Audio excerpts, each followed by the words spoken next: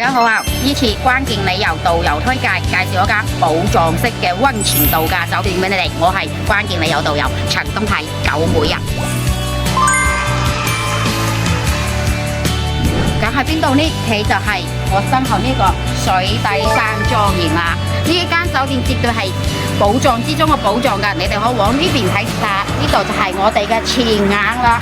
出水溫度係73度㗎，之後入邊仲有68個溫泉池、養生池，任大家邊一陣都得喎。早上開到晚上嘅12點。之後我哋而家嚟睇下整體嘅行程係點樣嘅啦。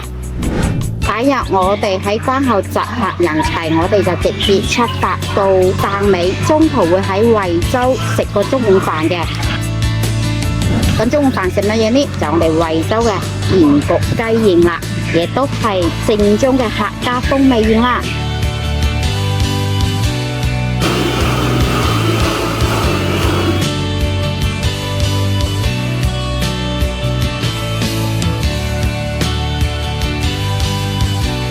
之後我哋就抵達我哋嘅溫泉勝地水底山莊園。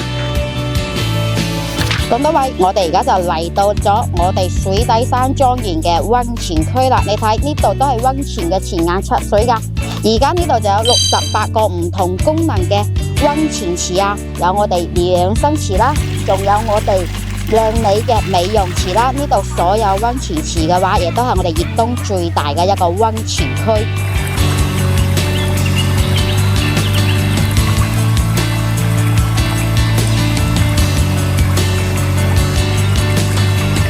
享受好所有溫泉美容，仲有我哋嘅溫泉漂流、水上樂園，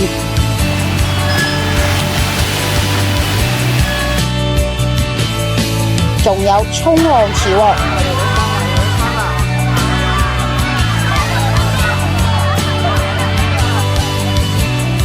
仲有網紅嘅108米超長無邊際泳池啦。咁我哋今晚自助晚餐呢，就喺莊園餐廳食一個豪華自助晚餐嘅，可以品嘗到北京烤鴨、各式海鮮刺身啦，仲有冷熱盤、煎扒啦、中西糕點等等嘅喎。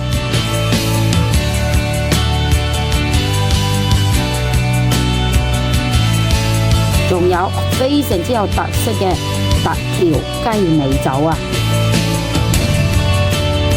哇！我哋呢次行程真係好正㗎，呢個天氣過嚟浸下溫泉又舒服喎。如果你感興趣嘅話，就快啲嚟報名啦！請認真關鍵理由，同我哋一起出發。